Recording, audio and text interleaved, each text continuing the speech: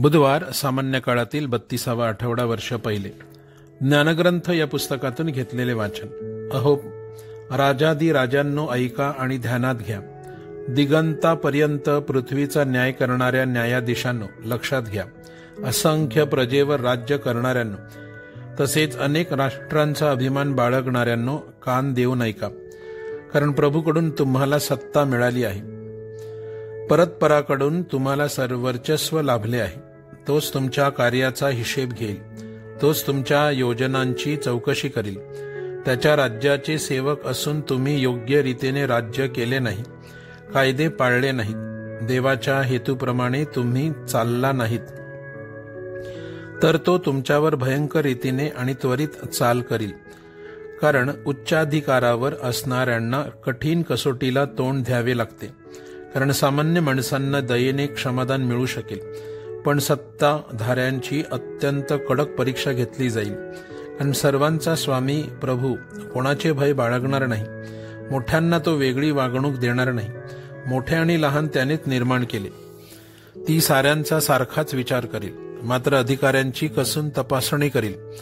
जुलमी सत्ताधीशांनो, राजाधिराजांनो, म्हणून आपण जा, ज्ञान आत्मसात करा. तुमच्या हातून अपराध घडू नये म्हणून मी हे शब्द बोलत आहे. पावित्र्याने पवित्र गोष्टी पाळणारे पवित्र केले जातील. या गोष्टी आत्मसात करणाऱ्यांचे क्षण होईल. म्हणून माझ्या शब्दांचीच तुम्ही अपेक्षा करा. त्यांचा ध्यास घ्या आणि तुम्हाला शिक्षण लाभेल. प्रभूचा शब्द. देवाला धन्यवाद. प्रतिसाद. हे देवा, उठ, पृथ्वीचा न्याय कर. गरीब आणि अनाथ ह्यांचा न्याय कर. दीन आणि कंगाल ह्यांची दाद घ्या. गरीब आणि गरजवंत ह्यांना मुक्त करा. दुर्जनांच्या हातातून त्यांना सोडवा. हे देवा, उठ, पृथ्वीचा न्याय कर. मी म्हणालो, तुम्ही देव आहात. तुम्ही सर्व परात्पराचे पुत्र आहात. तरी मानवाप्रमाणे तुम्ही मराल. एखाद्या सरदाराप्रमाणे तुम्ही पडाल. हे देवा, उठ, पृथ्वीचा न्याय कर. Alleluia, alleluia. माझ्या देवा, तुझ्या वाटा मला प्रगट कर. तू आपल्या सत्पथाने मला चालव. अलेलुया. लोकलिखित पवित्र शुभ वर्तमानातून घेतलेले वाचन. येशू यरुशलेमकडे चालला असता शोमरोन आणि गालिल ह्यामधील एका गावात जात असता कुष्ठरोग असलेले 10 पुरुष त्याला भेटावयास आले. ते उभे राहून मोठ्याने ओरडून म्हणाले, अहो येशू, गुरुजी, आम्हावर दया करा. त्याने त्याकडे पाहून म्हटले, तुम्ही जाऊन स्वतःच याजकांना दाखवा. मग ते जाता जाता शुद्ध झाले.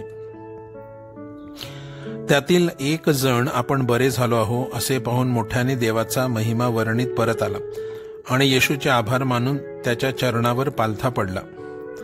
हा तर शोमरोनी होता. तेव्हा येशूने म्हटले, 10चे 10 शुद्ध झाले होते ना? मग 9 जण कुठे आहेत? या परक्या वाचून देवाचा गौरव करण्यास परत आलेले असे कोणी आढळले नाहीत काय? आणि येशूने त्याला म्हटले, उठ, जा, तुझ्या विश्वासाने तुला बरे केले आहे. प्रभूचे शुभ वर्तमान. हे प्रभू येशू ख्रिस्ता, तुझी स्तुती असो. तुझ्या विश्वासाने तुला बरे केले आहे. येशूच्या आरोग्य शक्तीने त्या गरीब पीडित कुष्ठरोग्याला किती अद्भुत देणगी मिळाली. आपल्याला अशाच विश्वासाची आवश्यकता आहे. जीवनासाठी आणि आरोग्यासाठी देवावर अवलंबून राहण्याची जाणीव. विश्वास आपल्याला जीवनाच्या प्रवासात इतरांसोबत सहकार्य करण्यास मदत करतो. विश्वासाने आपण एकमेकांना प्रोत्साहन देऊ शकतो. बरे झाल्याबद्दल कृतज्ञता व्यक्त करणाऱ्या शोमरोनी कुष्ठरोग्याला येशू म्हणाला, उभा राहा आणि आपल्या मार्गाने जा. तो माणूस सन्मान आणि आशा परत मिळवून गेला होता. त्याच्या भयानक आजारातून बरा झाला होता आणि तो आपल्या मार्गाने चालला होता. त्याला आता इतर लोकांसोबत राहण्यास मनाई नव्हती. आता त्याला अशुद्ध म्हणून बहिष्कृत केले गेले नव्हते. तो सामान्य जीवन पुन्हा सुरू करू शकत होता.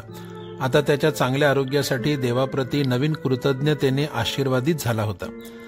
कृतज्ञतेच्या त्याच्या प्रतिसादासोबत मानवी कृतज्ञतेवर भाष्य आहे. कारण येशूने विचारले होते, या